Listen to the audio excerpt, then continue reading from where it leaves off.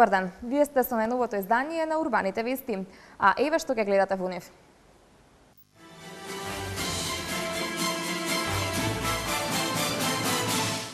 Од 25 до 27 јули, Балкански шампионат во одбојка на песок на градска плажа. Започна изградбата на регионалниот пат за насилбата Сончев град. Отпочна со работа проектот Дисперзирани базни станици. Од утре, пеколни горештини во Македонија. Спорт. Сивкупен победник на велосипедската трка Тур де Франс 2013 е британецот Кристофер Фрум.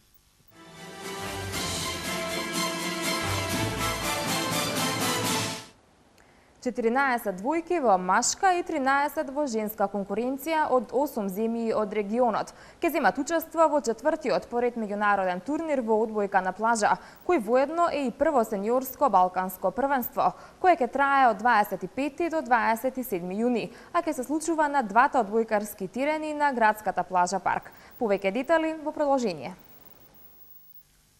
Љубителите на одбојката ќе имаат можност да уживаат во тридневно балканско сениорско надпреварување во одбојка на песок на двата терени на градската плажа парк. Четвртиот поред меѓународен турнир кој ќе се одржува од 25 до 27 јули е во организација на град Скопје и Одбојкарската федерација на Македонија. Градоначалникот на град Скопје Куце Трајановски денеска истакна дека според пропозициите деновиве ќе се направи уште еден помошен монтажен терен за одбојка на песок, каде што екипите ќе можат да тренираат и успешно да ги реализираат подготовките за надпреварите. Овој меѓународен одбојкарски настан е дел од програмата за одбележување на 50 годишнината од катастрофалниот земјотрес во Скопје под мотото Скопје се сеќава. Ова е навистина ретка можност на едно место да се видат сите најголеми одбојкарски имиња во моментов од Балканот.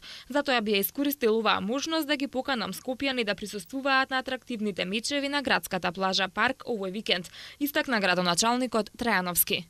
Градот Скопје направи големи заложби за подигнувањето на нивото и квалитетот на одржувањето на овој турнир, со тоа што влеговме во официјалните мрежи на надпревари на меѓународната организација на одбојка на песок. Одбележуваат и 50 години од земјотресот во градот Скопје, така да овој турнир ќе биде и во знакот на сеќавањето на земјотресот кој што пред 50 години го погоди, го разурна и однесе многу човечки животи земјотресот во градот Скопје. Шампионатот ќе се одржува во два термина, од 10 до 13 часот предпладне и од 17 до 23 часот попладне.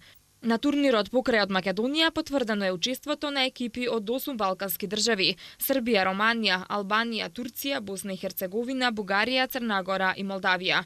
Скопје за прв пат ќе биде домаќин на сениорско балканско првенство во одбојка на песок со најголем број на учесници, над 50 на надпреварувачи и околу 10 официјални лица, делегати и меѓународни судии. Коректен награден фонд 3.500 евра ќе биде делба за првите 3 места во машка категорија и 3.500 евра во женска категорија.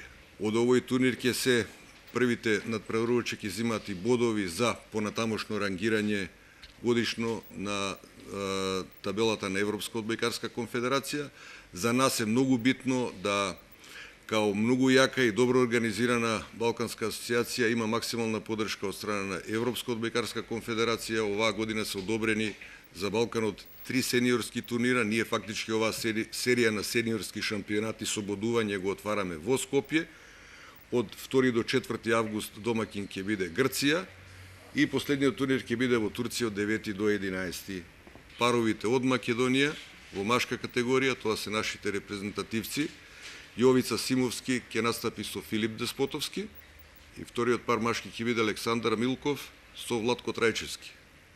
Значи ќе имаме репрезентативен настап на овој турнир, кај девојкиве Власта Ружиновска ќе настапи со Сандра Георгиевска. Со успешната организација на овој турнир, Скопје полека но сигурно си го зазема своето место на светската мапа на турнири во одбојка на песок, додаде Зоран Карановиќ, генерален секретар на Македонската одбојкарска федерација.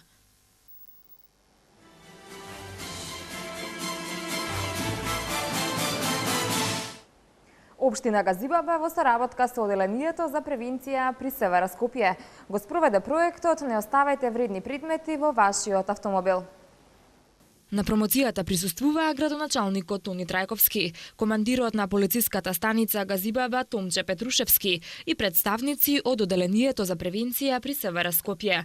Основна цел на проектот е превентивно делување и намалување на бројот на тешки кражби во патничките моторни возила на подрачјето на град Скопје, како и зајакнување на довербата и соработката помеѓу возачите и полицијата. Проектот се реализираше на тој начин што полициските службеници за превенција од полициската станица Газибаба по однапред направена проценка за најчести места на извршување на кражбите во патничките моторни возила, заедно со градоначалникот на општина Газибаба Тони Трајковски им поделија едукативен материјал за зголемување на свеста на возачите. Денеска и официјално започнаа градежните работи околу изградбата на регионалниот пат за населбата Сончев град во општина Сопиште. Градежната компанија Гранит ќе го гради патот кој треба да биде завршен во септември следната година. Гранит и јавното претпријатие за државни патишта подпишаа договор вреден 6,7 милиони евра. Повеќе од Томислав Атанасовски. Денеска во општина Сопиште беше означен почетокот на пробивање и изградба на регионален пат за населбата Сончев град, што ќе ја гради турската компанија JVR Holding, која е инвеститор и на висококатниците што се градат во скопската населба Аеродром. Започнувањето на градежните работи започна во селото Сопиште на околу 2,5 км од последното стојалиште на автобусот број 24, каде што се наоѓа градилиштето на објектот на градежната компанија Гранит, која пак ќе го гради овој пат. Истиот ќе овозможи идните граѓани на населбата Сончев град и жителите на општина Сопиште да ги поврзе со централното градско подрачје и нема да мора повеќе да поминуваат низ кисела вода. Патот е во вредност од 6 милиони и 700 илјади евра, долг е 4,4 километри и предвидено е да се заврши во рок од 18 месеци, сосема доволен период за да во меѓувреме започне градбата на објектите во Сончев град. Патот ќе заврши голема работа не само за Сончев град, туку и за Сопиште, бидејќи директно го поврзува со центарот на градот и нема да мора да кружат преку кисела вода. Во декември минатата година општина Сопиште на електронска лицитација за цена од 132 денари по квадратен метар или 1,8 милиони евра на JVR Holding му ја оттуѓа локацијата со површина од 835.619 квадратни метри на која ќе се реализира комплексот Сончев град. Проектот Сончев град предвидува над 60% од градбите во комплексот да бидат наменети за домување, од кои домувањето во индивидуални куќи учествува со 51%, стамбените згради со минимум 9%, а категоријата в групно домување со максимални 5%. Пред 3 месеци градежната компанија Гранит подпиша договор со јавното претпријатие за државни патишта. Договорот вреди 6,7 милиони евра, а изградбата треба да заврши во септември идната 2014 година.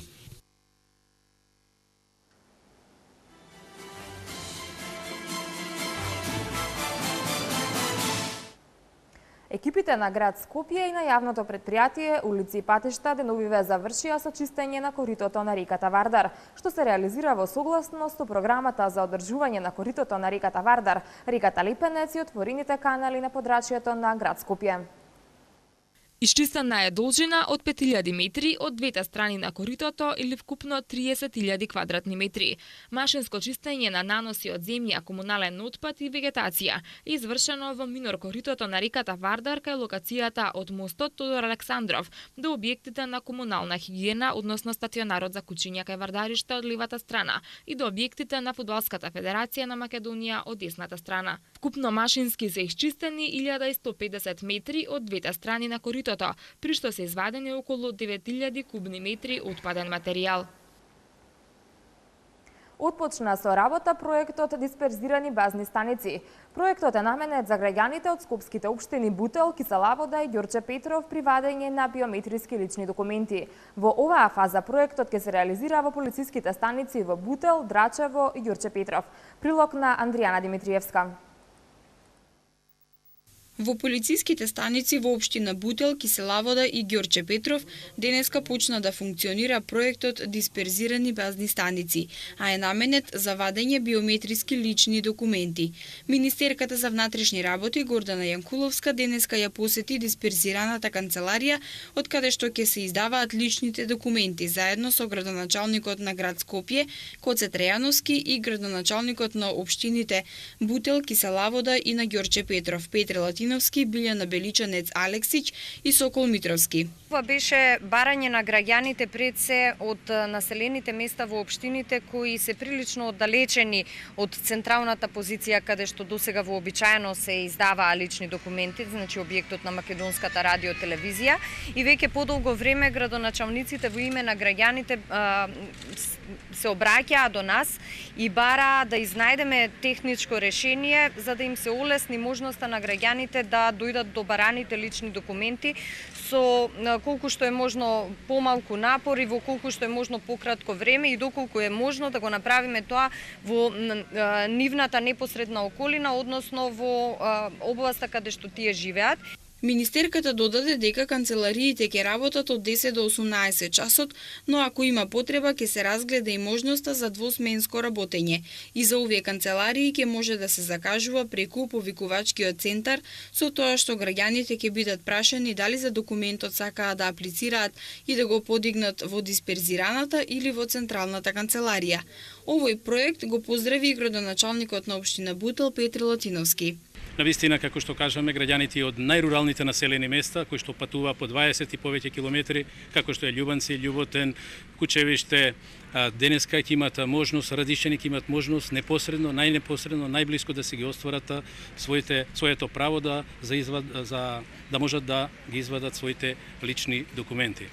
Цените на услугите, информира Јанкуловска, се исти, а единствено со дисперзираните канцеларии нема да биде опфатено постапката за итна патна исправа и за вадење прва возачка дозвола.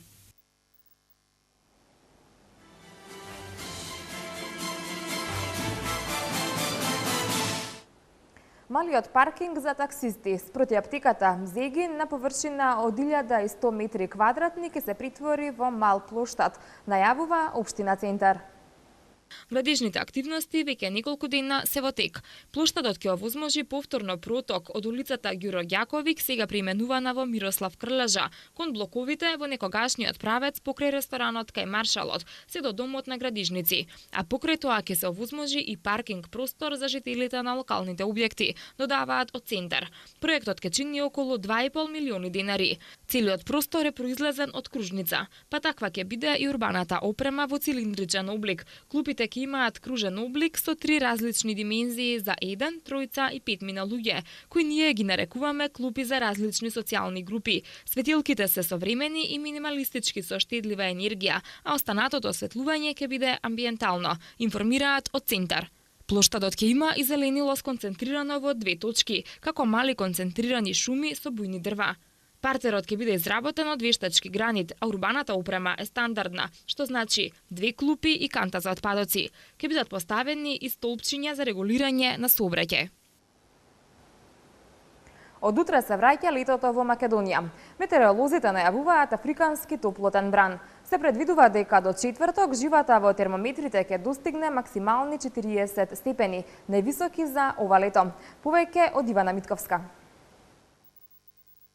Вистинското лето во Македонија пристигнува од утре, кога се очекува државава да ја зафатат пеколни горештини. Живата во термометрите од утре, од ден на ден ќе се искачува се повисоко. Во вторник се очекуваат температури до 35 степени во јужните делови од земјава, додека во високите планински региони ќе биде за 10 степени посвежо. Од управата за хидрометеоролошки работи најавија дека температурите нагло ќе скокнат поради топлата воздушна маса која доаѓа од Африка веќе од среда. Од четврток пак се очекува температура од 38 до 40 степени Целзиусови, додека максимумот топлотниот бран ќе го достигне во деновите од викендот, кога се очекуваат пеколни температури кои ќе достигнат и до 42 степени Целзиусови, а вредноста на УВ индексот ќе биде највисока досега и ќе изнесува 10.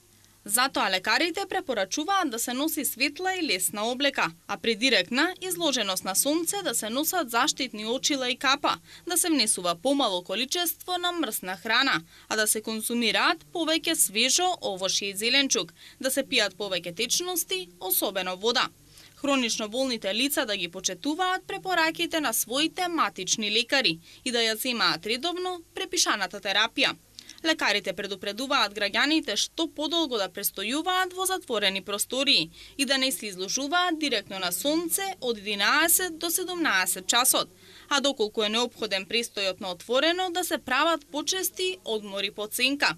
Поради високите температури, зголемена е можноста за појава на труење од храна и цревни заболувања. Затоа лекарите препорачуваат задолжително миење на овошјето и зеленчукот пред нивната употреба.